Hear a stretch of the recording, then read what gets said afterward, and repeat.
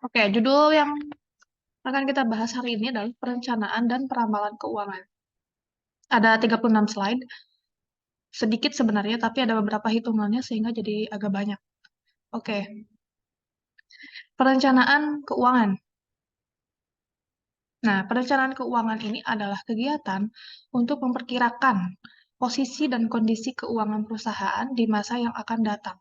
Namanya perencanaan, pasti adalah merencanakan untuk di masa depan, jadi belum pasti ya. Nah, jadi perencanaan itu masih perkiraan.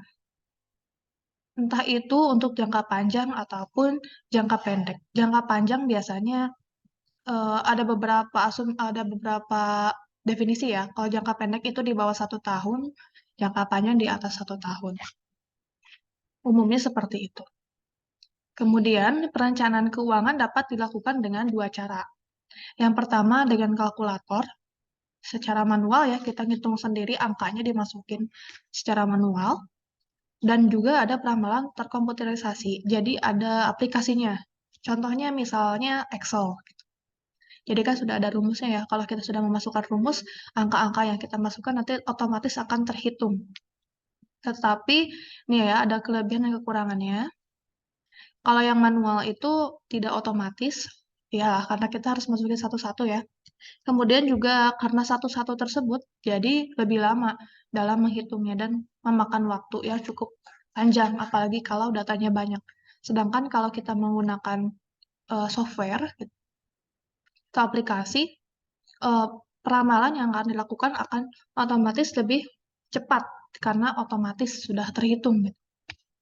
Walaupun kekurangannya tentu tidak semua orang bisa memahami secara langsung ya penggunaan aplikasi atau software perencanaan keuangan. Makanya harus belajarnya step by step gitu. Oke, model perencanaan keuangan menurut Stephen Aros, masing-masing model dapat memiliki kompleksitas yang bervariasi, tetapi hampir semuanya akan memiliki unsur seperti ini. Jadi, walaupun ini ada dua macam, tapi intinya mereka itu mengandung dua unsur. Yang pertama adalah ramalan penjualan, dan yang kedua laporan pro forma. Ramalan penjualan mungkin kalian pernah belajar di budgeting ya, di penganggaran perusahaan. Di bab 2-nya, kalian belajar bagaimana meramal penjualan. Hampir semua rencana keuangan meminta adanya ramalan penjualan yang diberikan secara eksternal.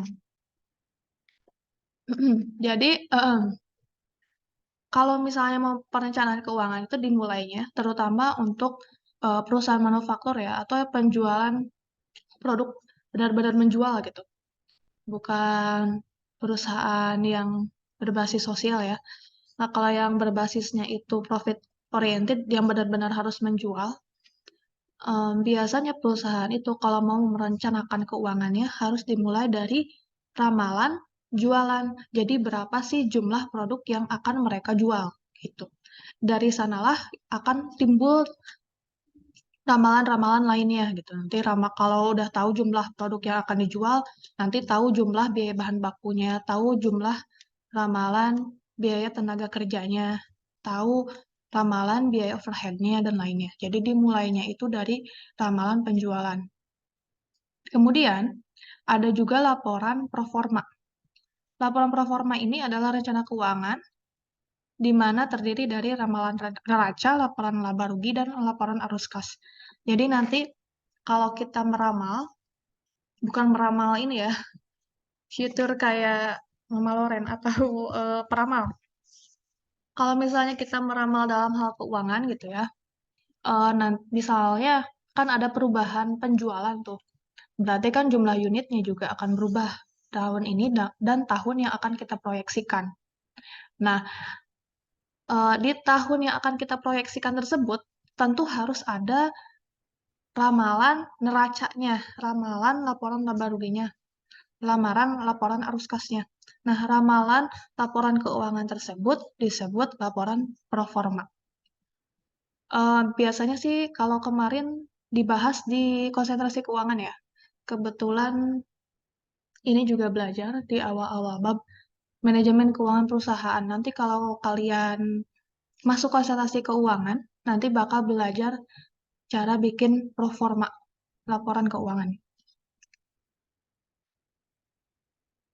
Oke, langkah perencanaan keuangan itu ada 3.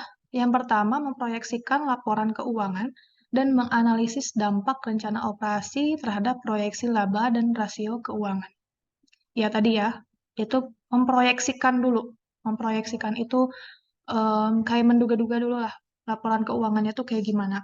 Kemudian dianalisis dampaknya kalau kita melakukan rencana tersebut dan proyeksi labanya berapa. Rasio keuangannya juga gimana, sehat atau tidak. Dengan berbagai macam rasio keuangan ya. Ada yang tahu macam-macam rasio keuangan apa aja?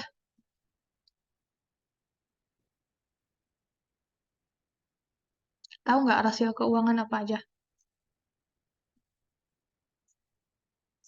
Nah, biasanya rasio-rasio keuangan ini adalah judul-judul favorit skripsi anak-anak manajemen keuangan ya. Ada rasio profitabilitas, ada rasio leverage, dan lain-lain. Banyak ya.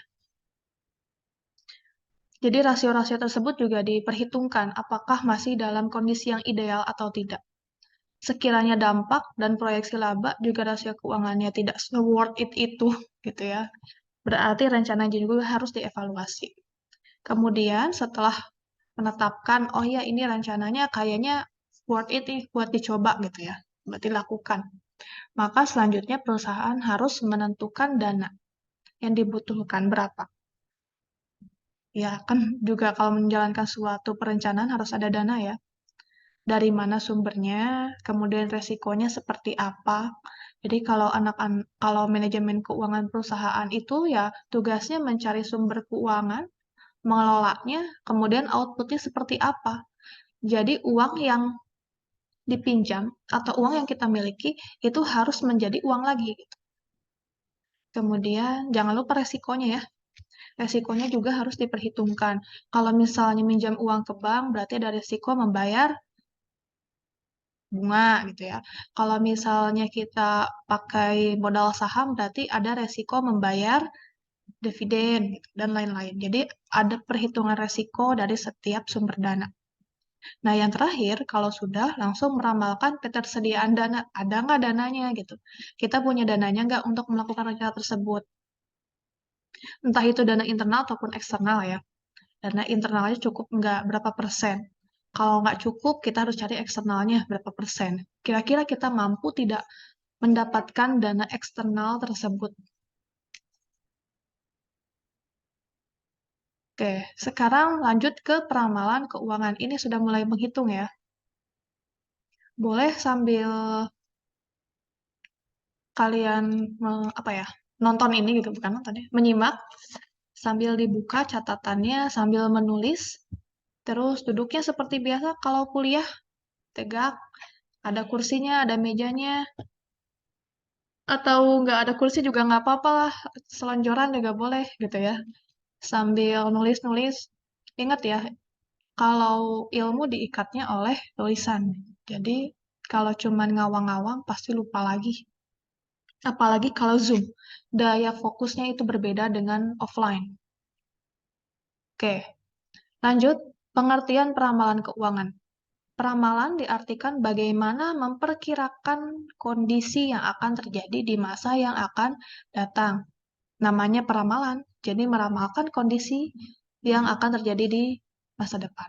Kemudian, memperkirakan di sini artinya adalah menetapkan hal-hal apa yang akan terjadi di masa yang akan datang. Dasar untuk memperkirakan kondisi ke depan yang kita tidak tahu gitu ya, itu ada 2 dasar. Yang pertama berdasarkan data histori atau data masa lalu. Misalnya, kalau untuk meramal penjualan tahun depan, kan kita nggak tahu ya tahun depan kita bakal menjual berapa. Tapi kita bisa sedikit meramal lah ya. Meramal, jadi belum tentu benar, belum tentu salah gitu. Karena kita melakukan ramalan itu berdasarkan, oh saya lupa, Zoom-nya, WhatsApp-nya kelihatan nggak? WhatsApp-nya pop out nggak di layar? Halo, kelihatan nggak? Saya slideshow aja kali ya. Nah, kalau slideshow kayaknya nggak akan ke pop up gitu si history, si WA-nya. Oke, lanjut. Dasar untuk memperkirakan kondisi ke depan, itu kita bisa menggunakan data history. Misalnya kalau kita mau meramal penjualan di tahun depan, kita bisa menggunakan data-data penjualan di tahun-tahun sebelumnya. Jadi kita bisa tahu, oh ini mah kayaknya bakal seginiin, dan dulu ge segini gitu. Bahkan ada, oh sorry, bahkan ada kalimat yang mengatakan history will repeat itself gitu. Jadi history itu bakal kembali lagi seperti dulu gitu, bakal muter lagi. Apalagi kalau kayak saham atau pergerakan investasi, biasanya katanya, kata beberapa orang ya, itu bakal balik lagi. Misalnya, ada saham yang bakal turun di bulan Januari, tapi naik lagi di bulan Desember. Nah, katanya tahun depannya juga kurang lebih akan seperti itu juga. Naik Januari, turun Desember. Januari, Desember. Jadi ada suatu kecenderungan sama seperti masa lalunya gitu. Terus yang kedua, ada faktor yang mempengaruhi di masa yang akan datang. Faktor-faktor yang seperti, ada yang tahu nggak faktor yang mempengaruhi masa yang akan datang itu seperti apa contohnya? Ini sambil kalian nyatet aja ya. Ada yang tahu nggak?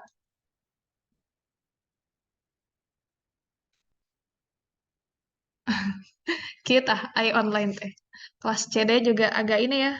Kalau online tuh agak pendiam. Kenapa malu-malu? Malu sama kelas sebelah atau gimana?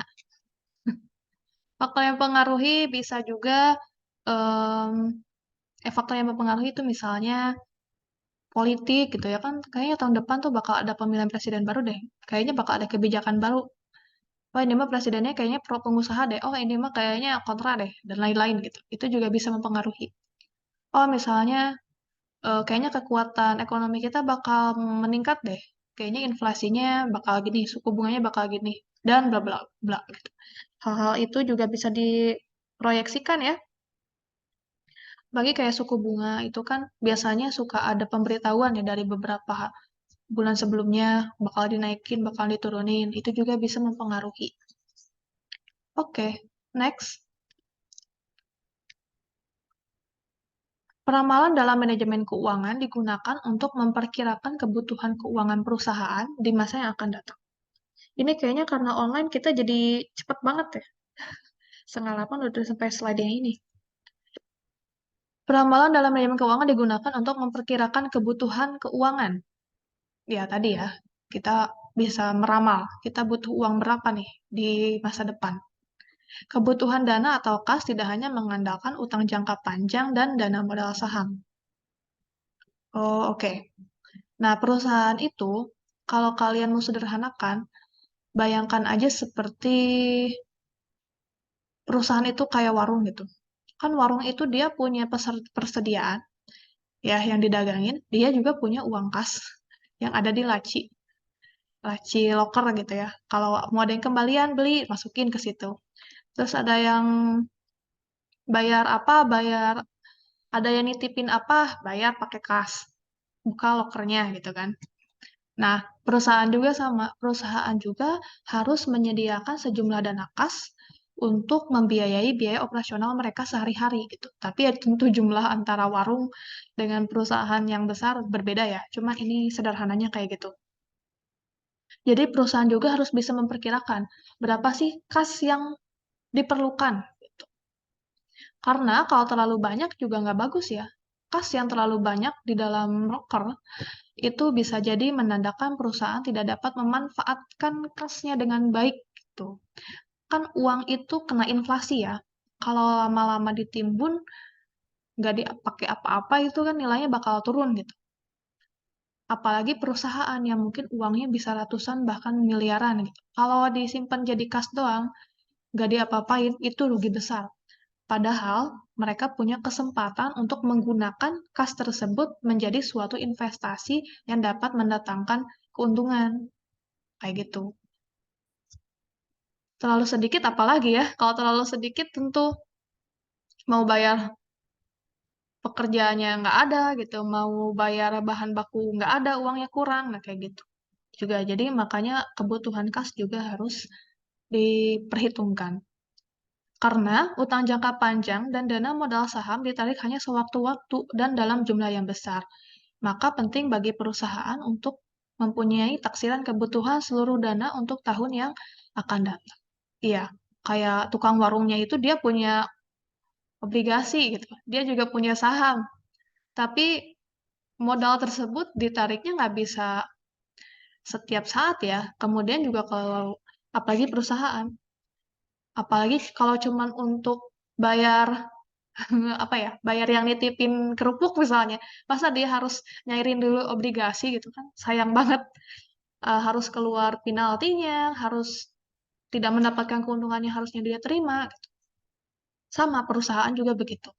Masa dia mau kalau mau bayar hal yang kecil harus mengorbankan aktiva-aktiva dia yang jumlahnya besar. Oke, next. Oh ya, sebelumnya ada yang mau ditanyakan atau didiskusikan? Tidak ada? Oke, next. Oke, peramalan bisnis ini dituangkan dalam angka-angka keuangan menjadi peramalan keuangan suatu unit organisasi bisnis. Nah, kita akan ngitung tiga-tiganya ya. Kayaknya sih keburu kalau online nih. Yang pertama ada siklus arus kas. Yang kedua caranya itu adalah melalui persentase hasil penjualan. Yang ketiga regresi linear tunggal.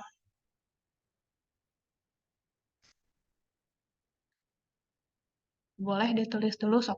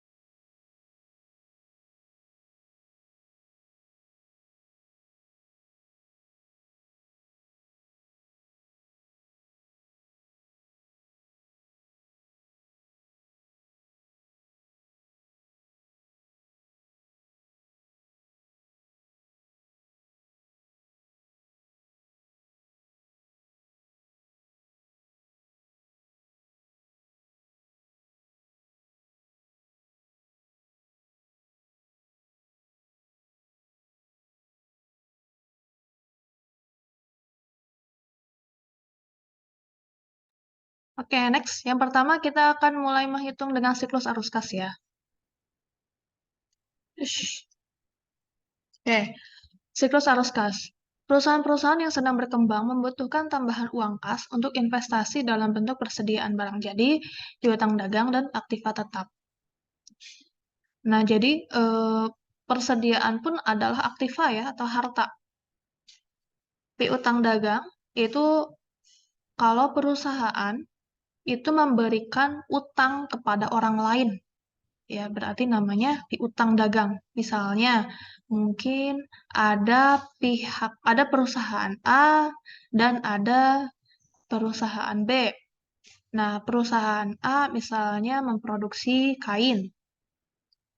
Perusahaan B menghasilkan baju. Perusahaan B membutuhkan bahan baku kain.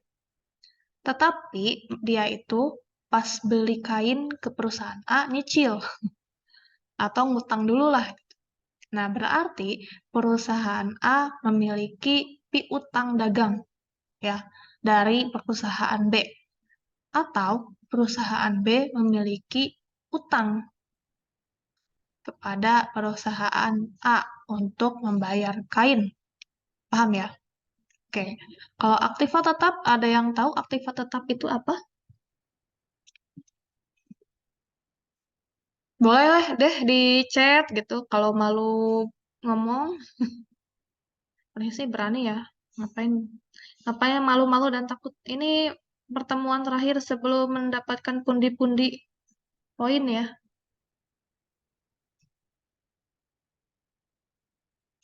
Ada yang mau? Aktiva tetap. Apa Hildan? Oh iya, saya lupa kameranya. Apa Hildan? Aktiva tetap? Ini kayaknya harus pakai spin wheel lagi ya. Kalau keburu sih kita presentasi yang kemarin ya. Tapi ya perwakilan lah, misal satu kelas, kelas D, satu kelas C mungkin ya. Ya, terjadi ngomongnya. Aktiva tetap, oke lanjutin aja ya. Aktiva tetap itu adalah eh, aktiva yang berwujud gitu. Jadi aset, aktiva itu aset ya, aset yang berwujud yang bisa dipakai gitu. Contohnya, ada yang tahu nggak?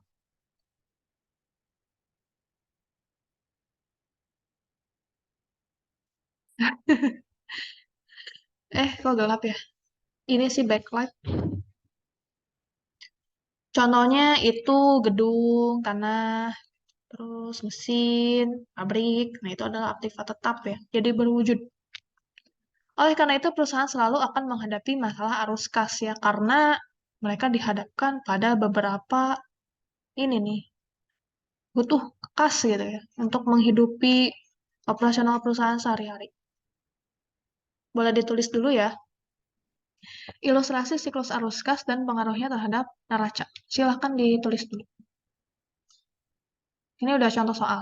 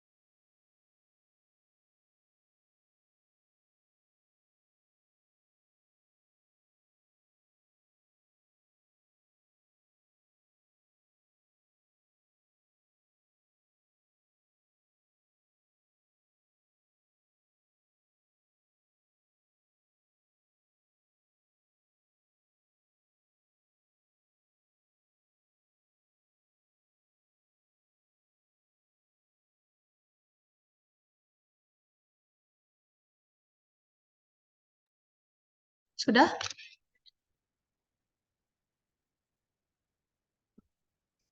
Kita lanjut ya. Ini, oh ya, kita baca dulu. Ada dua orang pemegang saham menanamkan modal sebesar 50 miliar dalam sebuah pabrik garment XYZ. Perusahaan ini menginvestasikan dananya dalam aktiva tetap berupa mesin jahit, pembangkit tenaga listrik, dan perlengkapan penunjang untuk kelancaran produksi garment. Nilainya 30 miliar. Kemudian, atas kejadian tersebut, atas inilah ya, yang diketahui tersebut, maka neraca perusahaannya adalah sebagai berikut. Oh, ini udah ada ininya ya. Bentar. Nggak apa-apa lah ya. Saya coret-coret aja paling. Oke. Tadi diketahui. Nah, ini. Ada di sini ya. Kayaknya bekas tahun kemarin. Benar nih. Bentar.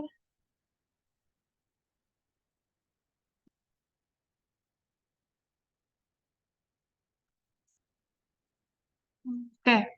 Nah, diketahui kan ada dua orang yang menanamkan modal ya. Sebesar 50 miliar. Saya tulis lagi aja ya. 50 miliar. Itu adalah modal. Kemudian, 30 miliarnya itu digunakan untuk membeli aktiva tetap. Kita tahu kalau aktiva itu adalah salah aktiva lancar. Ush, halo.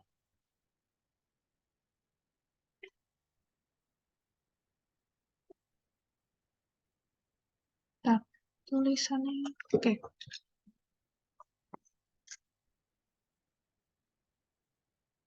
Aktiva itu terdiri dari aktiva lancar plus aktiva tetap. Kelihatan nggak? Nah, aktiva totalnya itu ada 50 M. Aktiva lancarnya belum diketahui, aktiva tetapnya 30 M.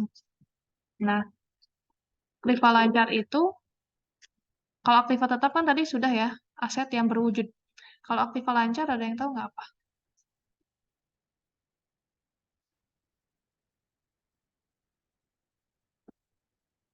Ada yang tahu nggak?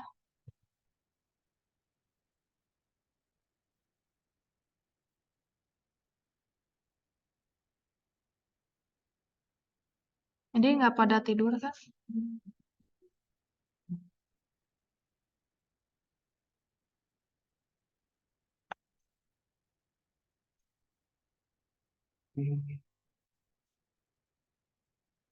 Eh, kalau nggak ada. Oh, apa lah?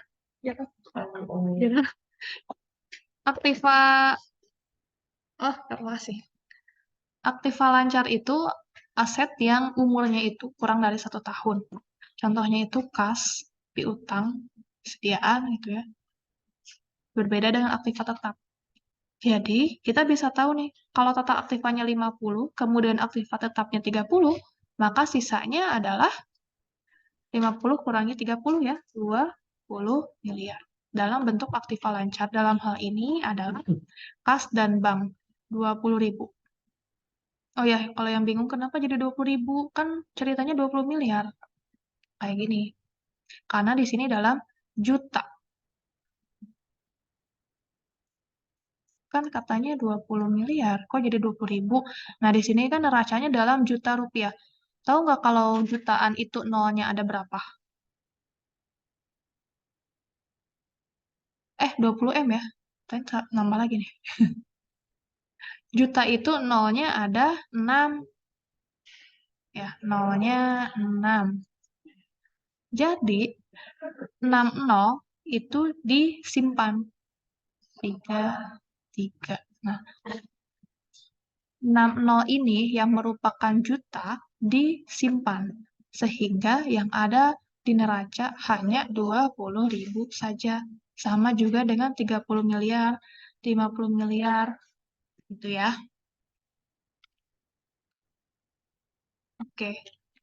Kalau ini sebenarnya sudah ada di soal sih, cuman saya mau memperlihatkan kenapa kok jadi 20.000 gitu. Kemudian, kalau neraca kan tentu aktiva dan pasifanya harus seimbang ya. Di sisi lain, saham yang ditanamkan dalam pabrik yang 50 miliar ini masuk ke sisi modal. Sisi modal itu adanya di Pasifa, Rp50.000. Saya nggak akan terlalu detail ya, karena kalian sudah belajar di akuntansi semester 1 atau 2 tuh. Jadi jumlah aktiva dan pasifanya ini sama ya, 50.000, 50.000. Nah, yang akan kita hitung adalah rasio aktiva lancar. Rasio aktiva lancar itu rumusnya adalah aktiva lancar dibagi hutang lancar. Kalian boleh sambil menulis ya. Karena biar gak usah nonton lagi gitu. Jadi langsung sekali nonton ini udah langsung paham. Jadi nggak perlu rewatch lagi. Sama dengan 2. Karena belum punya utang lancar. Jadi rasionya itu 20.000 per tidak ada hutang lancarnya. Jadi dianggap 2. Karena ininya 2, dimulai dari 2 ya, angka 2. Jadi 2 saja.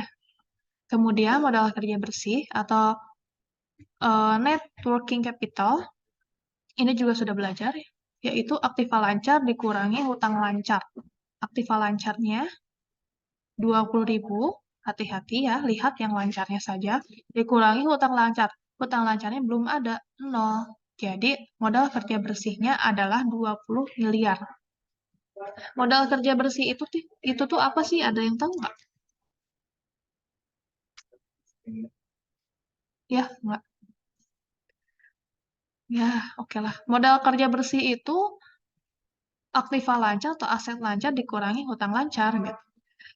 Kalau modal kerja kotor, itu aktiva lancar saja.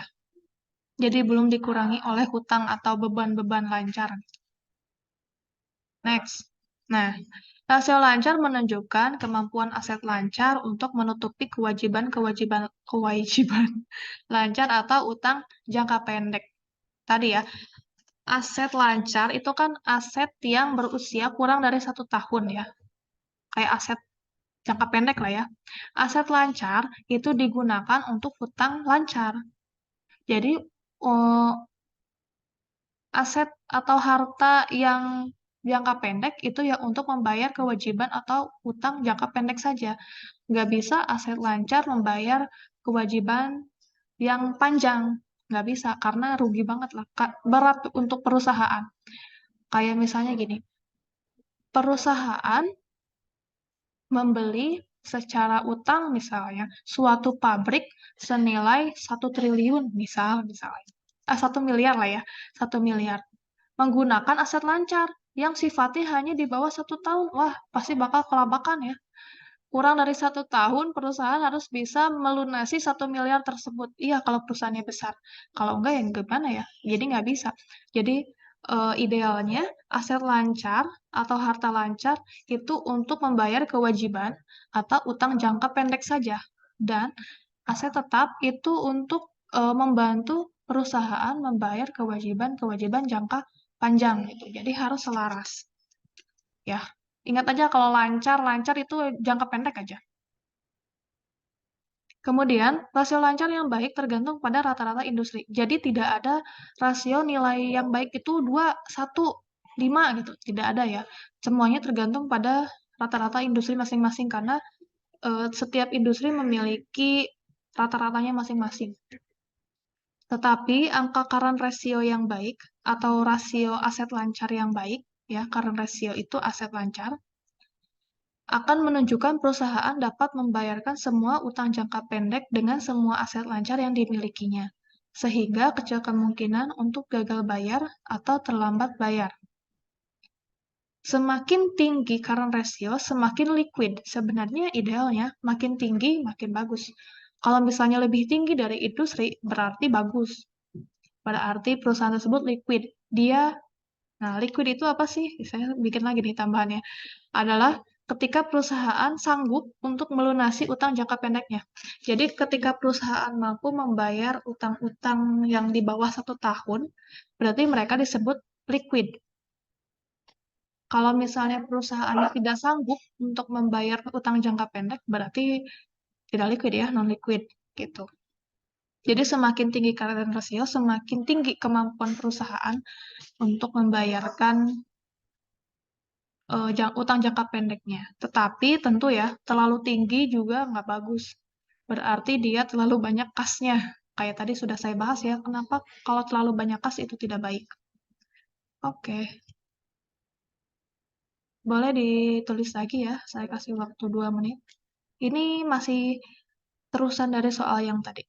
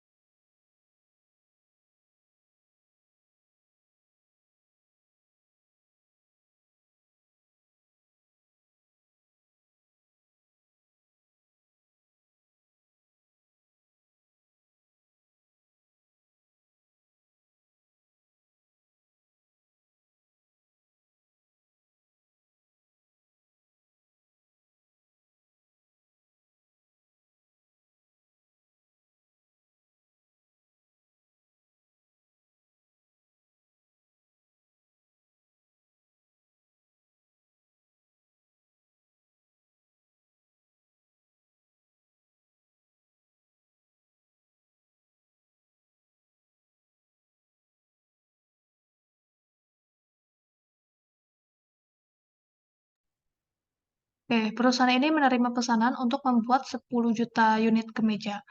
Penerimaan pesanan ini tidak ada pengaruhnya terhadap neraca perusahaan, akan tetapi untuk melakukan produksi, perusahaan membeli kain seharga 20 miliar dengan syarat 2/5 N/30. Ada yang tahu ini apa maksudnya?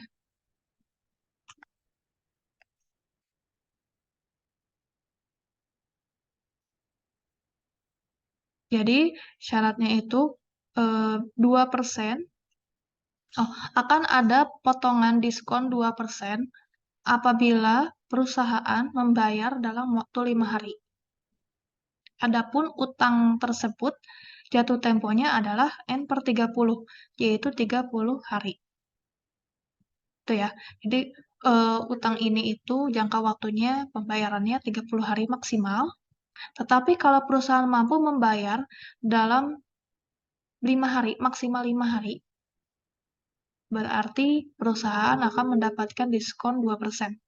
Kemudian, tanpa tambahan dari pemilik perusahaan, jumlah aktiva akan naik 20 miliar yang dibiayai dari hutang dagang. Ini ya, 20 miliar. 20 miliar ini adalah utang dagang.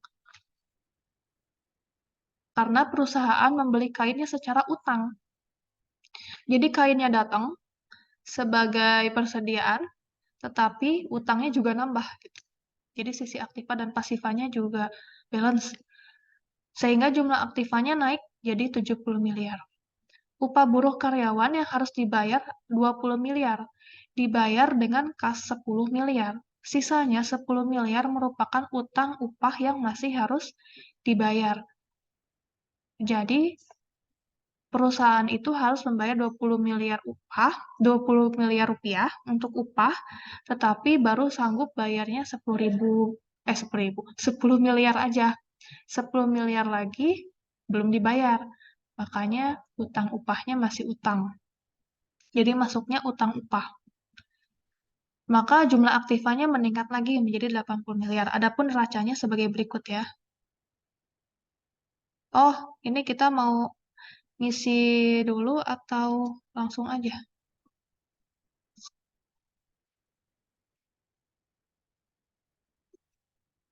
Tapi di sini mah udah nggak bisa nulis. Bisa deh. Oke, dimulai dari apa dulu nih? Bahan baku ya. Beli kain 20 miliar, terus utang. Oke, 20.000 di Aktiva, karena ini kan barang dalam proses ini persediaan itu masuknya Aktiva. Dia harta. 20.000, kemudian utang dagang juga masuk 20.000. Kemudian upah buruh ya, 20 miliar dibayar dengan kas 10.000, sisanya 10.000 adalah utang upah. Oke. Upahnya 20.000. Upah juga termasuk dalam barang dalam proses ya, karena satu kesatuan. 20.000 sehingga kas berkurang 10.000, utang upah juga 10.000 lagi. Ya kan? Upah itu total yang harus dibayar 20.000, sudah dibayar 10.000, jadi sisa kasnya tinggal 10.000. Kan asalnya kas itu 20.000 ya. Nah, asalnya 20.000. Dikurangi 10.000 untuk membayar upah. Jadi sisanya 10.000 lagi. 10.000 sisanya itu adalah masih utang. Jadi ada di sisi kanan. Tinggal dijumlahkan. Ini 10.000, 20.000, 20.000, 50.000. Jumlah utang lancar ini 30.000. Nah, adapun yang lain, mesin jahit dan juga modal saham ini tidak berubah. Salah. Mesin jahit itu 30.000 ya. Modal saham juga tetap 50.000 karena tadi katanya tidak ada tambahan dari pemilik perusahaan.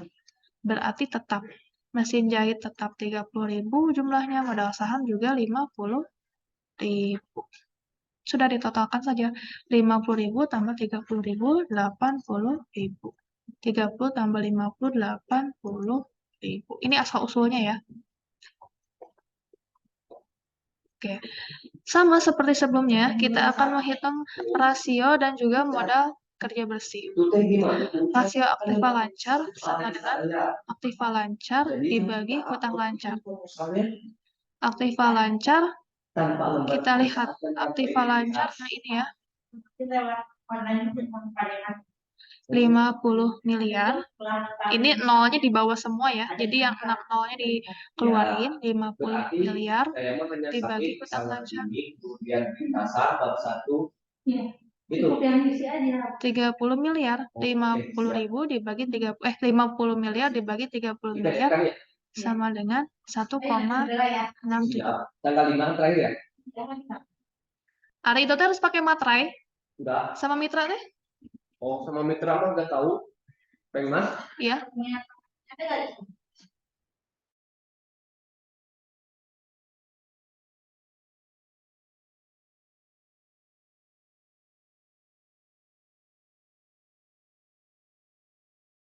Kecil mitranya itu mah ya. Oke. Nah, setelah dihitung, nilai rasio aktiva lancarnya adalah 1,67. Setelah menghitung rasio aktiva lancar, kita menghitung modal kerja bersih, yaitu aktiva lancar dikurangi hutang lancar. Aktiva lancar 50 miliar dikurangi hutang lancar 30 miliar, sama dengan 20 miliar. Nah, modal kerja bersihnya adalah 20 miliar, atau modal kerja neto tetap. Oh ya, sama ya modal kerja. Kalau kita lihat rasio aktiva lancar sebelumnya, ini adalah nilainya 2. Sementara kita hitung tadi 1,67. Rasionya turun ya. Untuk modal kerja bersih, asalnya 20 miliar. Dan setelah terjadi perubahan tadi sedikit ya. Saya modal kerja bersihnya juga tetap 20.000. Oke. Sudah sama ya? Aku mau submit sekarang atau besok? Mitranya harus Di manajemen memang ada nama Bu Elsa? nggak ada. Nggak ada kan no? Saya aku no. Saya bingung masih ada di Gojek. Masa saya mau ke Ibu Elsa? Oke, next ya. Ada mohon maaf, banyak terdistraksi. Oke. Tadi sudah ya turun, kemudian modal kerja bersihnya tetap. Awalnya tidak memiliki utang lancar, sekarang punya utang dagang dan utang upah ya. Utang dagang dan utang upah ada baru ya. Sementara kemarin kan belum ada ya, belum ada utang, nggak ada. Tuh, di sini ada baru. Utang dagang dan utang upah ini masuk ke dalam utang lancar karena umur utangnya itu kurang dari 1 tahun gitu. Jadi utang ini akan terbayarkan kurang dari 1 tahun. Makanya disebut utang lancar. Oke, jadi utang jangka pendek. Oke, kemudian karena sudah punya utang, kita bisa menghitung rasio utang melalui DER atau di sini saya sudah tambahkan ya, debt equity ratio atau disebut juga rasio leverage, rasio utang ya. Pengukuran rasio utang terhadap modal. Semakin rendah, semakin baik target nilai baiknya. Entah itu nilainya 1, 2, 0,5, 0, berapa gitu ya. Tidak ada pastinya angkanya. Hanya saja semakin rendah itu semakin baik. Target nilai baiknya tergantung industri. Tentunya, kalau lebih rendah dari industri berarti itu baik ya. Karena mereka menawarkan DER yang lebih kecil daripada rata-rata perusahaan lain. Gitu. Kita hitung DER yang perusahaan ini ya. Total hutang dibagi total ekuitas. Ekuitas itu adalah utang tambah modal. Kalau kalian pernah membaca laporan keuangan, biasanya ekuitas itu adalah, bukan biasanya, pasti ekuitas itu adalah jumlah utang dan modal. Oke, kita masukkan total utangnya 30.000. Kebetulan tidak ada utang lain ya, jadi hanya ada utang lancar 30 miliar, kemudian total ekuitas. Ekuitas itu adalah seluruh yang ada di sini nih, yang ada di sisi kanan. 80.000. Ekuitas itu jumlah utang dan modal ya. Ini ekuitas. 80.000. Ya udah tinggal dibagi sama dengan 0,38 atau kalau dipersenkan 0,38 dikali 100%, yaitu 38%. Artinya, dalam satu satuan ekuitas, dia mampu membayar 0,38 satuan utang yang dimiliki. Artinya ekuitas lebih besar daripada utang ya. Katanya, bukan katanya sih, beberapa sumber yang saya baca, kalau lebih dari 2 itu tidak boleh ya, berarti harus udah red flag. Kayak cowok aja red flag ya. Red flag karena berarti utangnya lebih besar daripada ekuitas. Sebaliknya, kalau di bawah 2 bahkan di bawah 1 itu masih sehat banget. Artinya utangnya masih tercover oleh ekuitas gitu ya. Oke, ada yang mau ditanyakan sebelum kita next? Itu perumahan bank aja PDP. Mau ditulis dulu atau nanti aja juga boleh atau di screenshot juga boleh. Ingat ya, karena nanti ujian saya nggak tahu nih open book apa close book. Kayaknya apa lagi? Kalaupun misal open book berarti catatannya harus rapi karena kalian nggak mungkin buka-buka YouTube ya atau Google. Jadi catatannya harus rapi. Belum ada kebijakan ya apakah open book apa close book. Kebijakannya bukan dari saya tapi dari pengampu. Oke, next. Nah, ini ada metode yang kedua, yaitu metode presentasi hasil penjualan. Variabel terpenting yang mempengaruhi kebutuhan keuangan adalah hasil penjualan yang diproyeksikan. Artinya, peramalan penjualan yang baik merupakan fungsi penting untuk meramalkan kebutuhan keuangan perusahaan. Pendekatan yang paling sederhana untuk meramalkan kebutuhan keuangan adalah menyatakan kebutuhan itu dalam persentase dari hasil penjualan yang diinvestasikan dalam tiap-tiap pos neraca.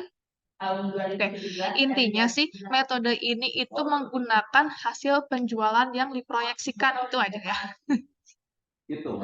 Oke, next ini soal ya. Ada neraca dari PT ABC. Di sini ada sisi aktiva, ada sisi pasiva. Ini kas, piutang, dan persediaan. Itu karena umurnya di bawah 1 tahun, jadi dia masuk dalam aktiva lancar. 195.000. Ini dalam rupiah ya. Berarti artinya nilai aslinya berapa nih? Kalau 10.000. Ya, saya tahu kalian semua diam ya kelas ini. Ya udah saya ngomong sendiri aja. 1000 itu kan nolnya ada 3 ya. Berarti dalam semua angka dalam neraca ini mengandung 3 angka di belakangnya. Cuman disimpan dulu. Kayak kas itu kan 10.000. Tapi dalam ribu berarti ada 3 nol lagi sebenarnya di belakangnya. Hanya saja disimpan. Rata-rata ya, kebanyakan laporan keuangan perusahaan, terutama yang besar, itu menyingkat hal seperti ini. Dalam ribu, dalam juta, nggak ada patokan pastinya ya, harus berapa tergantung kebutuhan perusahaan aja. Rata-rata disingkat gini, untuk menyederhanakan. Karena kalau perusahaan besar, itu kan bilangannya terlalu besar ya, terlalu banyak, dan itu sangat menyulitkan kalau membuat neraca. Apalagi kan kalau neraca ada batas maksimal lah ya, untuk membuatnya menjadi bagus gitu, rapih. Makanya agar mudah dilihat, terus mudah dihitung juga, dan memudahkan investor untuk melihat laporan keuangan, salah satunya ya caranya disingkat kayak gini, dalam ribu, dalam juta. Gitu ya. Jadi ini bukan 10.000 ya, tapi mengandung 3 angka di belakangnya, yakni 10 juta. Dan lainnya, yang lainnya juga sama. Oke, kemudian dari sisi pasiva ada utang dagang, utang pajak. Ini adalah utang lancar atau utang jangka pendek, Rp75.000. 75 juta ya, tapi ditulisnya 75.000. Kemudian ada obligasi, saham biasa, laba ditahan. Nah, ini bukan utang lancar, ini modal. Jadi ada utang, ada modal ya di ekuitas tuh. Ini modal masuknya. Nah, totalnya harus sama 345.000 dan 345.000. Next. Hasil penjualan dalam setahun kurang lebih 500 juta rupiah. Margin laba setelah dipotong pajak penghasilan badan usaha adalah 4% dari hasil penjualan. Selama tahun 2022, ini 2022 ya neracanya. Perusahaan memperoleh laba setelah dipotong pajak penghasilan sebesar 20 juta rupiah dan membayar dividen sebesar setengah dari laba bersihnya. Jadi 50%-nya jadi perusahaan itu dapat laba. 50% dari labanya itu digunakan untuk membayar dividen. Berapakah besarnya modal tambahan yang dibutuhkan jika hasil penjualan dinaikkan menjadi 800 juta rupiah? Kan ceritanya tahun ini, tahun 2022 yang sudah terjadi gitu ya. penjualannya itu 500 juta. Tapi perusahaan memproyeksikan kalau tahun 2023 itu penjualan kita akan naik menjadi 800 juta. Tetapi kalau misalnya penjualan naik 800 juta rupiah, artinya akan ada kenaikan modal ya. Karena kan kalau menjual menjadi 800 juta artinya jumlah produk atau unit yang dijual juga akan lebih banyak kan. Kalau lebih banyak berarti biaya-biayanya juga akan lebih banyak dibandingkan ketika menjual 500 juta rupiah. Ya nggak? Jadi kalau misalnya perusahaan menjual 500, nah hasil penjualannya 500 juta dengan 800 juta, itu kan tentu lebih besar 800 juta ya, karena jumlah unitnya otomatis lebih banyak yang ini daripada yang 500 juta. Artinya ketika ada kenaikan penjualan, maka ada kenaikan dari beberapa pos lainnya. Gitu. Paham ya? Oke. Kita mau melihat berapa sih modal tambahan yang dibutuhkan apabila perusahaan menaikkan penjualannya menjadi 800 juta. Ada berapa lagi? Oke, prosedur perhitungannya. Misalnya mau menurut kebiasaan berarti. Pisahkan pos-pos neraca yang diharapkan berubah sebanding dengan perubahan hasil penjualan. Nah, ada beberapa pos di dalam neraca yang akan ikut berubah seiring dengan adanya hasil penjualan. Kan hasil penjualannya naik ya, dari 500 juta menjadi 800 juta. Bulan apa? Naik penjualan itu berarti akan ada pos-pos yang ikut berubah juga, naik juga. Ada kas, ada piutang usaha atau dagang, persediaan, aktiva tetap, utang dagang, dan pajak yang masih harus dibayar. Sedangkan obligasi, saham biasa, dan laba ditahan tidak berubah sebanding dengan perubahan hasil penjualan. Jadi untuk beberapa modal seperti obligasi, saham, dan laba ditahan ini tidak berubah. Oke. Oh iya, ini kayaknya enaknya di bentar ya. Yep. Oke. Pos-pos neraca yang berubah sebanding dengan perubahan hasil penjualan dinyatakan dalam persentase. Nah, nanti kalian itu akan menghitung ini dan menghitung ini. Caranya gimana? Caranya, kalian lihat dulu neraca neraca tahun sebelumnya. Kan yang mau kita duga 2023, sementara neraca yang sudah ada 2022. Maka kita gunakan neraca tahun 2022. Ini sudah ada ya di depan. Nah, yang ini. Yang ini kita pindahkan ke sini. Ya. Oh, bentar. Kayaknya saya pindahin yang baru ya. Bentar.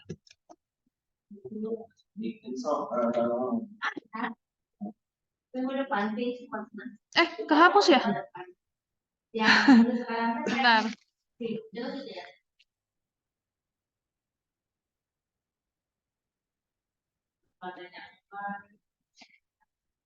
Oke, bentar. Saya kecilin dulu ya. Untuk membantu kalian. Dan ini dari mana sih? Karena ini berdasarkan hasil penjualan, artinya kalian harus menggunakan rasio yang dibagi dengan hasil penjualan. Oke, lihat. Oh, kurang kecil nih. Pas 10.000 dibagi, oh ya sorry, penjualannya, kok menghilang? Penjualannya 500 juta. Jadi penjualan di tahun 2022 itu 500 juta. 500 juta. Atau dalam hal ini 500.000 ya. Karena kan 3 nolnya disimpan. Bentar. Ih, kok nggak mau ya? Oke. Kasnya kan 10.000 dibagi penjualan. Penjualannya 500.000. Jadi 10.000 dibagi 500.000. Berapa nih tadi ya? Kemudian piutang dagang nilai. Ini kelihatan nggak sama kalian? Kekecilan kah tulisannya? Nih saya gedein ya. Piutang dagang. Jadi kalian bikin neraca yang sama persis sama kayak ini. Cuman si angka-angka yang ininya dihapus dulu. Kurang lebih sama persis ya, sama persis.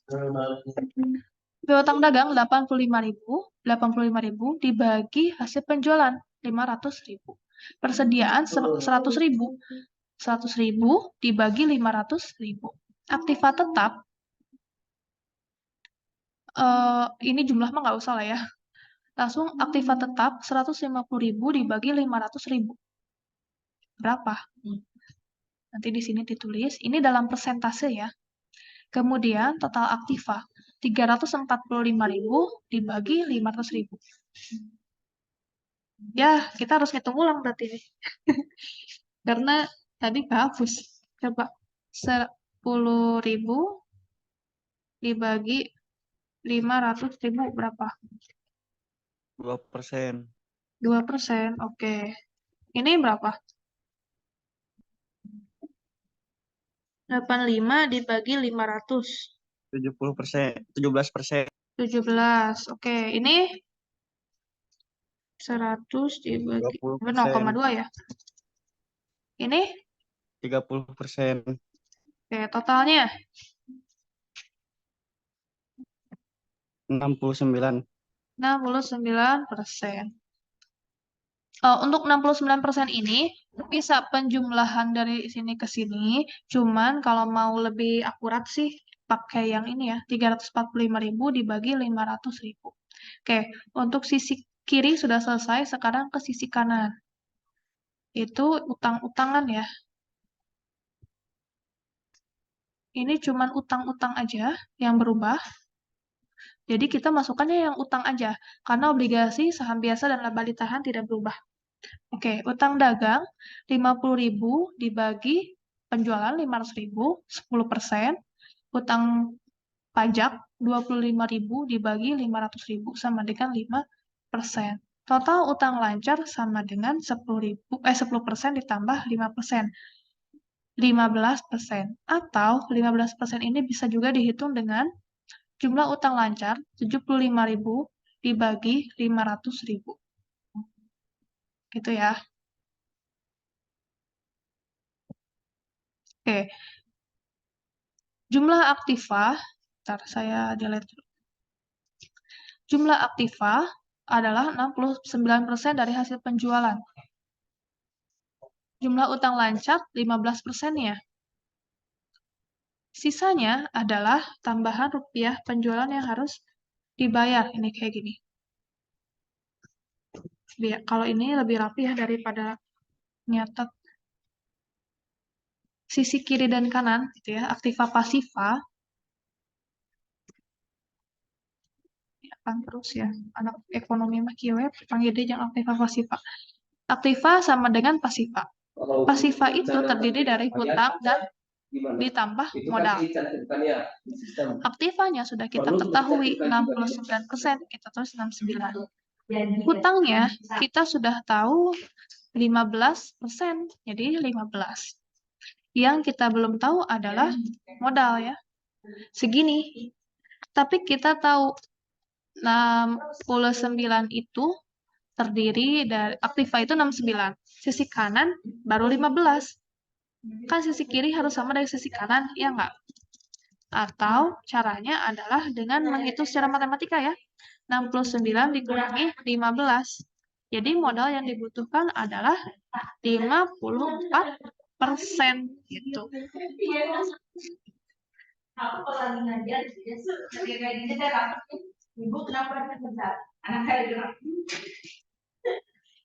Oke, kita analisis ya.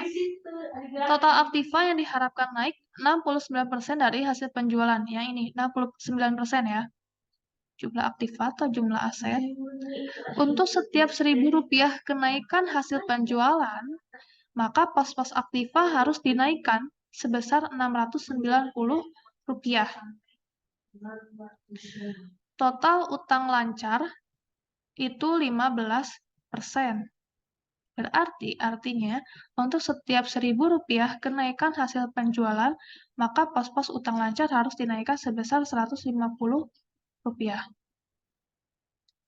Dan tambahan modalnya adalah 54%, dalam artian kebutuhan modal sebesar Rp540 untuk Berarti bab setiap satu itu 1.000 kenaikan latar belakang penjualan. masalah, usaha, tujuan, yang rumusan tidak ada kan sih. Oke, Tujuannya bentar. manfaat sampai ini berarti.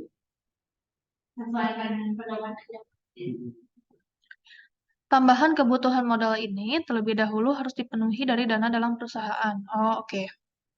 Nah, kita tuh butuh dana tambahan, yaitu 54% dari penjualan. Nah, untuk mendapatkan dana tambahan ini, kalau bisa sih dari dalam perusahaan dulu, bisa dari laba ditahan. Kalau tidak cukup, baru nyari dana di luar perusahaan. Oke, karena hasil penjualan naik sebesar 300 juta, asalnya 800. Oke, semula kan 500 juta di tahun 2022, kemudian naik menjadi 800 juta di 2023. Maka hasil penjualannya naik, selisihnya yaitu 300 juta rupiah. Maka dibutuhkan tambahan modal sebesar 54% dari kenaikan penjualan. Ya, kan ceritanya 54% dari hasil penjualan. Kenaikan penjualannya kan 300 juta. Jadi 54% dikalikan dengan selisih kenaikan penjualan. 54% dikali 300 juta rupiah. Yaitu sebesar 162 juta Kalau rupiah. penelitiannya misalnya hanya 1 tahun, Margin laba setelah dipotong berarti pajak menghasilkan itu kan dipotong satu pajak penghasilan badan usaha ada itu adalah 4% dari hasil penjualan. ya targetnya. Jadi perusahaan di tahun 2023 akan memperoleh sebesar Satu aja. Oke, Gak wajib 3 kan ya? 4%, labanya cuma 4% dong ya. 4% margin laba setelah dipotong pajaknya. 4% dikali 800 juta rupiah. Ya, karena kan Iya tuh. penjualan itu beban-bebannya banyak ya. Bahan baku, tenaga kerja, dan lain-lain. Jadi margin labanya itu 4% dari penjualan di tahun 2023. Kan penjualannya 800 juta. Berarti 4% dikali 800 juta rupiah. Sama dengan 32 juta rupiah. Jadi laba yang akan diterima perusahaan di tahun 2023 adalah sebesar 32 juta rupiah. Masih panjang ini ya. Jika untuk tahun 2023 perusahaan masih tetap akan membagikan dividen 50% atau setengah dari hasil penjualan, setengah dari laba bersihnya, maka besarnya laba ditahan sebesar 16 juta. Oke, ini dari mana? Di sini. Bentar, mana bukan? Oh, ini. Tadi kan diketahui, kayaknya ini harus rasio nih.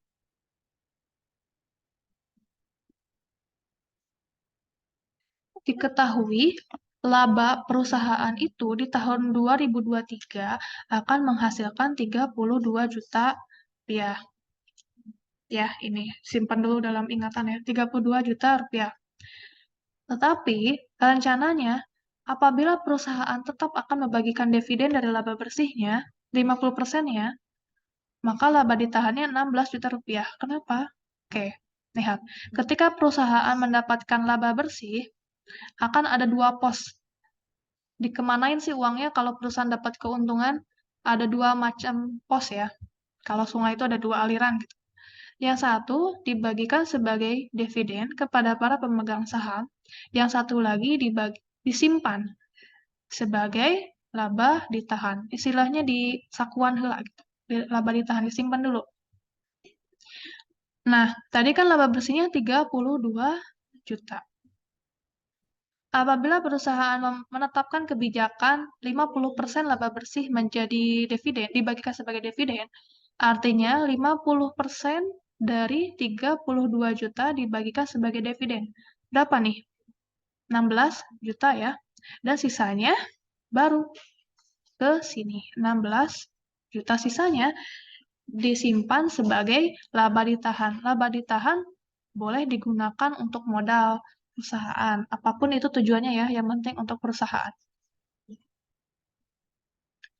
Oke. Kemudian, tadi dapat dihitung bahwa kebutuhan dana tambahan modal perusahaan 162 juta. Oke. Ini tadi kan perusahaan itu menaikkan hasil penjualannya. Di tahun 2022, perusahaan menjual hasil penjualannya itu 500 juta rupiah. Di tahun 2023 yang kita proyeksikan, naik ya hasil penjualannya menjadi 800 juta rupiah. Nah, kenaikan tersebut juga berdampak pada kenaikan tambahan modal yang dibutuhkan perusahaan, yaitu sebesar 162 juta rupiah.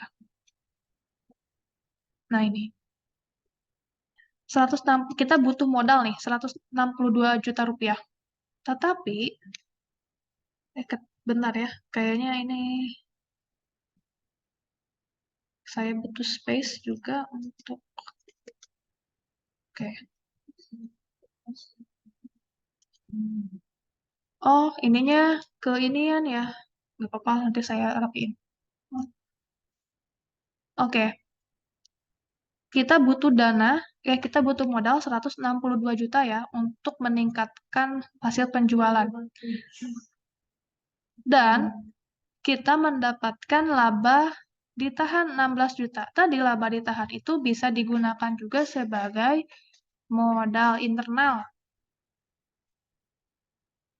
Jadi, tambahan dananya itu kan kita butuhnya 162 juta. Ya kan? Kita butuhnya segini. Kita juga punya modal 16 juta rupiah dari laba ditahan tadi. Kurangi saja. Jadi, buatlah 16 juta ini menjadi modal. Dikurangi 146 juta. Jadi, kita cuma tinggal nyari sisanya 146 juta lagi di luar. Atau di luar perusahaan. Jadi, 16 juta ini berasal dari dana internal perusahaan yang berasal dari laba ditahan. Adapun sisanya yang harus tercover nih ya. 146 juta harus dicari dari luar. Karena dianggap perusahaan nggak punya lagi sumber modal ya. Jadi sisanya 146 juta ini harus dicari di luar. Kayak gitu. Pahamkah? Ada yang mau ditanyakan?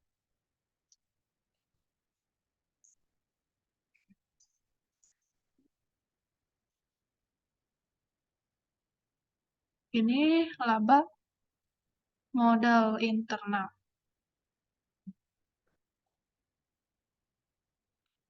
Oke, ini kalau misalnya kalau open book ya, ininya aja di print nih, si PPT-nya ya, yang coret-coretannya ini. Atau kalian nyatet di buku, tapi juga ditulis si catatan-catatan ininya. Atau apapun yang saya bicarakan dan kalian tidak pahami, itu dicatat. Kadang yang penting itu informasinya nggak ada di PPT. Oke. Ada pula rumus yang dapat digunakan untuk menghitung kebutuhan dana dari luar. Sebagai berikut.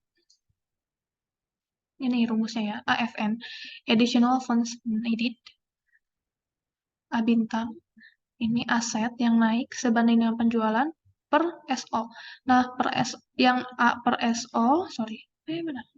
A per SO, L bintang per SO, ini kita nggak perlu lagi ngitung ya, karena sudah di sini kita kan ngitungnya per SO, per SO, per SO, per penjualan, per penjualan, per penjualan.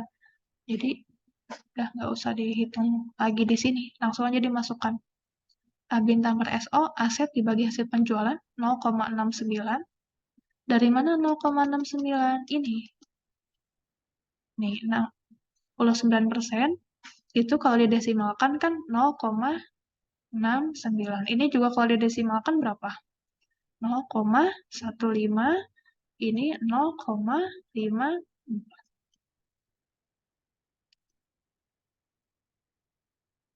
Dikali delta S. Nah, delta S ini adalah selisih atau perubahan dalam penjualan. di sini ya, delta S, saya sudah menulis. Penjualan tahun 2022 500 juta, target di 2023 800 juta. Ada selisihnya, ada pertambahan, yaitu 300 juta. Sehingga delta S-nya adalah 300 juta rupiah.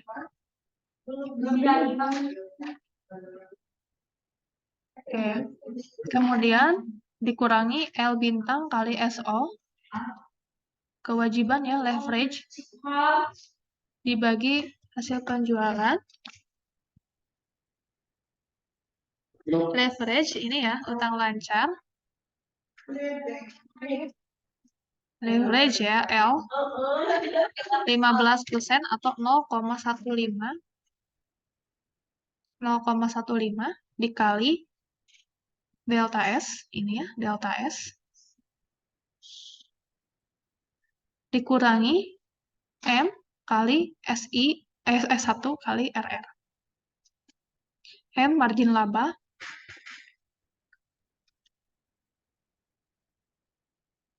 Ini ya, 4%. 0,04 kalau didesimalkan. Dikali S1. S1 itu penjualan yang diproyeksikan, ini kan S1 ya, ini adalah S1. 800 juta dikali RR. Rasio laba ditahan. Tadi rasionya 50% kan. Karena kan kesininya dividennya 50%, otomatis ke laba ditahan juga 50% ya. Jadi totalnya 100%. Kalau kesini 50%, kesini juga 50%. Jadi rasio untuk laba ditahan 50%. Kalau rasio untuk dividennya 20%, rasio untuk laba ditahan berapa?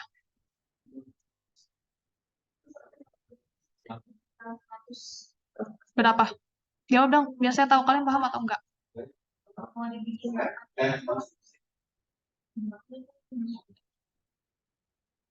Pahamkah? Halo? Oke. Kalau misalkan laba bersih itu ada dua pos ya, bisa untuk dividen, bisa untuk laba ditahan. Dalam soal ini, persentase untuk dividen adalah 50%. Berarti sisanya 50%-nya adalah sebagai laba ditahan. Saya kasih contoh lagi. Kalau laba bersihnya dibagikan juga sebagai dividen dan juga laba ditahan. Oke, kalau rasio untuk dividennya dibagikan sebagai dividen itu 20% dari laba bersih, berarti sisanya berapa persen di sini?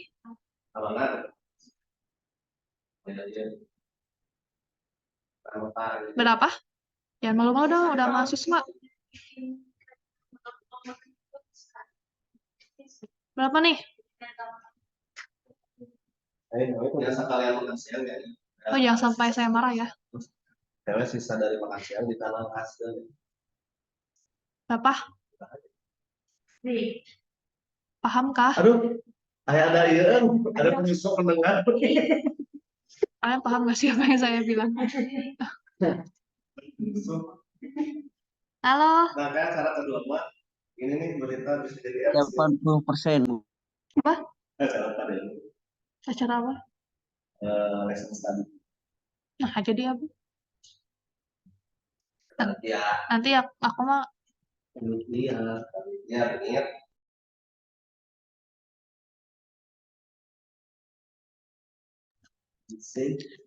Oke, gitu ya. Berita isi dari Siska pada Nah, tidak ada saja. Keren. Oke, gitu ya. Jadi totalnya kalau ditambahkan itu harus 100%. Ini saya nggak aneh nih nanti kalau nilainya. Aktif dong, jangan malu-malu, jangan kayak anak sekolahan ya. Maksudnya udah ada mahasiswa, takut apa, malu apa gitu. Tinggal ngomong, tinggal open mic. Nggak usah takut karena apa, malunya karena apa. Nggak usah pasif-pasif amat gitu ya. Oke, dah ya. Jadi kalau dihitung, totalnya ini adalah 146 juta rupiah. Oke, ini adalah cara terakhir.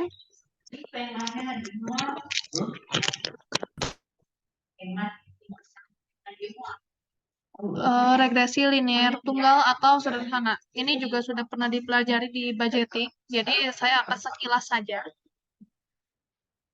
Jadi ini adalah metode terakhir untuk meramalkan suatu hasil penjualan ya.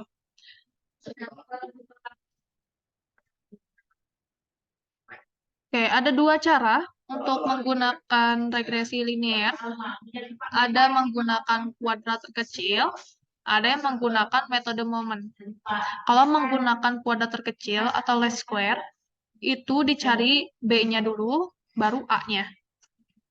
Kalau metode momen, itu nyari A dan B-nya itu melalui persamaan 1, sigma Y, dan persamaan 2. Nanti didapatkan melalui eliminasi ya, untuk mendapatkan A dan B. Gitu. Sebenarnya kalau mau lebih cepat sih yang ini ya, cara ini. Kalian akan langsung dapat B-nya, A-nya. Tapi kalau misalnya memang lebih nyaman menggunakan metode momen dan bisa melakukan proses eliminasi dengan baik, boleh menggunakan ini ya. Ini menjadi persamaan 1, ini menjadi persamaan 2, kemudian nanti dengan metode eliminasi akan mendapatkan nilai A dan B. Oke, kita ada soalnya. Diketahui data dari hasil penjualan PT Kopi, ini ada data histori ya, yang tadi dibilang di depan, bahwa data histori juga bisa membantu kita untuk meramalkan penjualan di masa depan. Ceritanya, ini data dari 2010 sampai 2016. Kemudian, kita mau meramalkan di tahun 2017 berapa persediaan dan penjualan yang, penjualannya udah ada ya, persediaan yang kita harapkan. Oke, berarti kita cukup ngitung yang sebelah sini aja ya. Persediaan. Oke, ini saya pakai metode kuadrat terkecil ya. Oke. Kuadrat terkecil ataupun metode momen, nolnya itu dimulai dari atas. Adapun yang akan kita cari kan persediaan ya. Jadi masukkan aja persediaannya di sini. N-nya dulu, 1 sampai 7. Ya, datanya kan ada 7 ya. 1, 2, 3, 4, 5, 6, 7. Kemudian tahun, tulis. Persediaan, ditulis juga. Ini sudah ada di soal ya. 0,403, 0,461, dan seterusnya sampai 1,165. Kemudian total, sigma, dijumlahkan 4,794. Setelah itu membuat kolom X. X itu dimulai dari 0. Jadi ke bawah ngurut aja. 0, 1, 2, 3, 4, 5, 6. Dijumlahkan jadi 21. Kemudian ini X kuadrat. 0 kuadrat 0, 1 kuadrat 1, 2 kuadrat 4, 3 kuadrat 9. Kuadrat itu bukan dikali 2 ya, tapi dikali bilangan itu sendiri. 4 kali 4, 16. 5 kali 5, 25. 6 kali 6, 36. Ini dijumlahkan, jadi 91. Kemudian, kita bikin satu lagi kolom XY. X dikali Y. 0,403 dikali 0, 0. 0,461 dikali 1, 0,461. 0,506 kali 2, 1,012. Ini dikalikan 3. Ini 0,665 kali 4 ini. 1,087 dikali 5, 5,435. 1,165 dikali 6, 6,99. Nanti ini dijumlahkan dan hasilnya 18,079. Setelah itu langsung dimasukkan, karena menurut saya metode ini yang paling mudah, walaupun kalau secara rumus lebih riut ya lihatnya. B sama dengan N, N-nya kan ada 7, 7 dikalikan sigma XY. Kalau sigma itu berarti jumlah. Berarti lihat aja kolom paling bawah ya. XY. Lihat kolom XY. Ini XY. Berarti sigma XY adalah 18,079. Kemudian dikurangi sigma X. Sigma X yang ini X, ya, 21, dikali sigma Y, yaitu 4,794, dibagi per N, tulis lagi N-nya 7, sigma X kuadrat. Lihat, X kuadrat ini sigmanya atau jumlahnya adalah 91 dikali 91 dikurangi sigma X 21 kuadrat, 21 kemudian dikuadratkan. Jadi dihitung, yang ini dikalikan dulu ya, yang kurung ke kurung. Kemudian kalau sudah menyelesaikan yang atas, pengurangan ini dikurangi ini, 637 dikurangi 441, nanti dibagi hasilnya. Dan kalian akan mendapatkan 0,1320. Kalau sudah dapat B, langsung cari A. A itu sigma Y dibagi N. Oke, sigma Y dibagi N dikurangi B ya. Kali sigma X per N. Saya lupa rumus yang ada ditulis. Sigma Y 4,794 ini dibagi N, N-nya 7, dikurangi B. B-nya kan baru diketahui 0,132 ini ke sini. Dikali sigma X 21 dibagi N, N-nya 7. Ini dibagi dulu, hasilnya 0,68 sekian, dikurangi, nah ini, untuk yang ini, dibagi dulu yang kurungnya, 21 dibagi 7, 3 dikali 0,1320, hasilnya 0,396. Ini dikurangi hasilnya 0,288. Jadi B adalah 0,132 dan A 0,28. Masukkan ke dalam persamaan regresi. Persamaan regresi itu adalah Y sama dengan A ditambah BX. A-nya tadi sudah diketahui 0,28857 dimasukkan ke sini, ditambah BX. B-nya 0,132. Oke. Jadi Y-nya A tambah BX. 0,28857 ditambah 0X. Ini persamaan regresinya. Tapi kalau ditanya untuk meramal, berarti X-nya tinggal dimasukkan. Kita lihat. Oh, kayaknya salah deh. X-nya, oh benar. Kita lihat, kalau kita mau nyari, kayaknya ini harus, kalau di,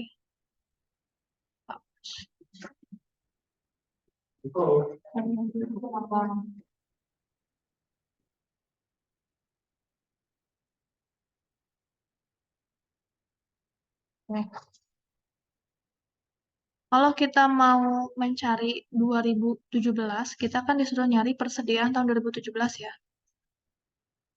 Nah, kalau 2017, berarti X-nya berapa? Ini kan X-nya 6 terakhirnya. Berarti untuk 2017 X-nya 7. Kalau misalnya ditanyanya, ini ceritanya di sini aja lah. Misalnya tahun 2018, X-nya berapa? 8. Dan seterusnya. Jadi nanti kalau mau nyari tahunnya agak banyak, X-nya aja yang agak diubah. Nambah 1 gitu. Kebetulan yang akan kita cari hanya tahun 2017 aja. Yaitu ketika X-nya 7. 7 dari mana? Jadi kontinuitas dari ini. 0, 1, 2, 3, 4, 5, 6. Berikutnya juga pasti 7. Jadi untuk tahun 2017 X-nya 7. Jadi masukkan 7. Y 2017. Y 2017.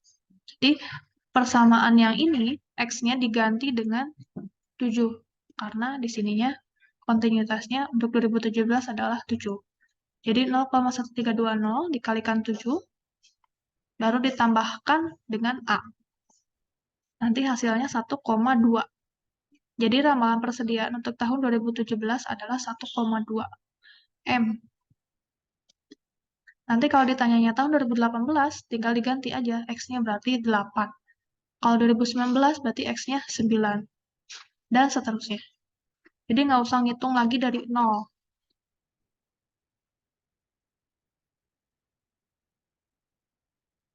Oke, ada yang mau ditanyakan? Nggak ada yang nanya sih pasti. Tadi nggak ditanya juga nggak ada yang jawab. Jangan gitu lagi ya kalau mata kuliah apapun itu, kalau ditanya, direspon. Kalian juga kalau presentasi misal, terus teman-teman kalian diem, nggak ada yang nanya, nggak ada yang apa, sakumahanya. Oke, udah gede ya, udah semester 4, masa masih kayak anak SMA. Yang gitu juga nggak ngerti. Nggak usah malu, nggak usah takut. Malu sama apa, gitu kan. Dah, kalau gitu, kuliahnya seperti aja. Ini juga bakal saya upload lagi di YouTube, jadi kalau mau nonton lagi silakan. Untuk presentasi saya lihat dari partisipan aja. Ini nggak di rename. Abel Faris, Anthony, Arnisa Fiska ini kelas apa? Di rename dulu. Dwi, Harisa, Husen, Rajman, Raja, Ziad, kelas apa nih? Kelas underscore nama. Ada Bu, saya ada Kelas namanya. underscore nama. Ada Kelas kelas Bu. underscore nama. Kelas underscore nama, bukan nama underscore kelas. Kelas underscore nama, bukan nama underscore kelas. Ganti dulu. Kelasnya apa? Ganti. Sudah Bu, udah diganti Bu. Anthony juga masih nama, baru kelas.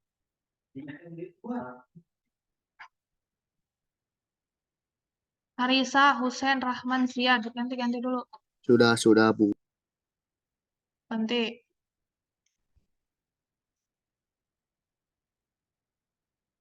Harisa diganti, Husen diganti, Rahman diganti, Ziad diganti. Ya Bu, bentar Bu. Bentar. Sugante udah apa kalau Zoom sama saya?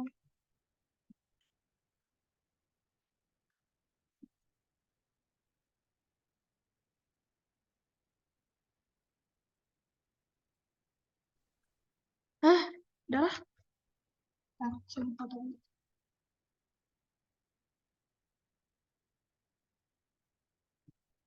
Untuk cetak kartu ujian nanti dulu ya, karena saya si mantapnya belum pada dimasukin semua.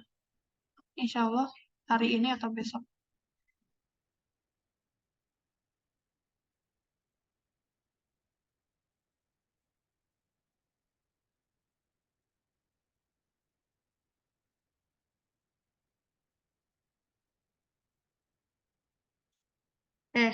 Sebenarnya dosen juga nggak ada kewajiban kasih kisi-kisi, tapi saya lihat dulu nanti.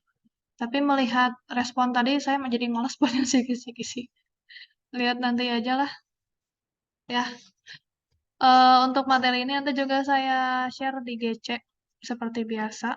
Adapun tugas-tugas juga nanti saya nilai dan saya masukkan ke dalam presensi sesuai perjanjian. Oke, terima kasih. Assalamualaikum. Oh ya, sebelumnya karena ini kayaknya pertemuan terakhir ya sebelum UAS, saya juga nggak tahu apakah saya ngajar lagi di kelas CD di semester berikutnya atau tidak. Saya berterima kasih atas segala keaktifan dan partisipasinya di dalam kelas. Kemudian juga sudah ikut mengumpulkan tugas dan lain sebagainya. Berterima kasih juga sama diri sendiri ya. Kalian juga semua demi kalian juga. Terus juga saya mohon maaf apalagi terutama karena jarang masuk waktu minggu-minggu bulan-bulan sebelumnya juga apalagi karena persiapan reakreditasi itu juga demi masa depan manajemen ya. Jadi mungkin beberapa kali tidak masuk, jadi materinya tertinggal, mohon maaf, bahkan harus Zoom sekarang karena kelasnya sudah mulai dipakai untuk ujian. Kalau prodi lain sudah mulai, jadi kayaknya kita agak sulit kalau harus offline gitu. Offline, ujian untuk manajemen dimulai tanggal 10 Juli. Jadi mohon dipersiapkan dan untuk jadwal nanti di-share oleh dari prodi ya. Nanti kalau ada nanti tinggal ditunggu aja dari dosen wali. Mohon maaf apabila saya banyak kesalahan dan kekurangan selama menjadi dosen manajemen keuangan. Mudah-mudahan kalian selalu mendapatkan ilmu yang telah saya berikan ya. Semoga sih lebih dari saya miliki ya ilmunya berkembang gitu. Jadi jangan cuman terpaku dengan materi yang saya berikan, tapi juga kalian bisa mencari ilmu yang lebih banyak di luar sana. Mohon maaf juga apabila banyak kekurangan kesalahan lainnya yang telah saya lakukan. Itu juga demi kebaikan kalian ya. Kadang saya juga suka greget sama mahasiswa yang diem-diem gitu. Kadang gini, kalian itu gini, orang itu nggak akan tahu kalian itu berharga atau pintar gitu ya. Bisa kalau kaliannya nggak nunjukin. Gimana dosen mau tahu kalian bisa kalau kaliannya nggak nunjukin? Kita tuh kan bukan peramal atau ini ya, bisa tahu, oh ini mah nggak tahu ya. Kayak misalnya nilainya itu dia pantas nggak sih dapat A, pantas nggak sih dapat B, atau nah tiba-tiba si anak itu nilainya halus padahal di kelasnya biasa aja, kayak gitu-gitu teh. Kadang jadi suatu apa ya pertimbangan ya. Oh ini mah anaknya nilainya B nih, tapi aktifnya di kelas. Naikin deh dikit jadi A. Kadang suka gitu. Jadi atau misalnya anaknya tuh di kelas kok cicing wae sih gana teu bisa ya ujian bisa bener tuh iya teh. Kadang jadi gitu, jadi susah ya kadang. Jadi bahkan ada yang tiba-tiba pintar, oh ternyata anak kita pintar, saya nggak tahu gitu saya ajakin ini. Saya sering banget kayak gitu. Dulu suka ngajak-ngajakin yang nilainya saya kira tuh dia nggak bisa, ternyata bisa. Gitu. Mungkin karena kaliannya tidak mau membuka diri untuk aktif. Sudah semester 4 ya, sudah saatnya ini semester matang, semester yang apa ya istilah golden time-nya. Golden time-nya untuk membangun soft skill ya. Dimulai dari belajar berani gitu. Ya, saya memang kalau dibanding dosen lain kayaknya agak cerewet gitu ya, tapi buat membuka mata dan pikiran. Kalau ginilah, kita tuh dari kampus yang bukan non-well ya, maksudnya bukan top 10, bukan apa gitu. Kalian harus menyadari itu ketika nanti kalian lulus, kalian nggak bisa mengandalkan IPK. Yang soft skill itu yang penting, kepribadian, kemudian bagaimana cara kalian berbicara, presentasi, meyakinkan orang, itu yang akan mungkin membantu kalian juga nantinya gitu, di samping ijazah. Kalian tuh nggak bersaingnya mungkin nanti sama orang-orang hebat lainnya dari universitas-universitas lain gitu. Jangan sampai nantinya nyesel. Ya, jadi mudah-mudahan sih semester depan lebih baik lagi. Kalaupun nanti saya kebagian lagi kelas ini, mudah-mudahan jadi lebih aktif, jadi lebih berani ya. Gak usah takut, gak usah malu. Takutlah ketika kalian tidak bisa memanfaatkan momen dengan baik. Masa muda kan gak bisa dengan kali.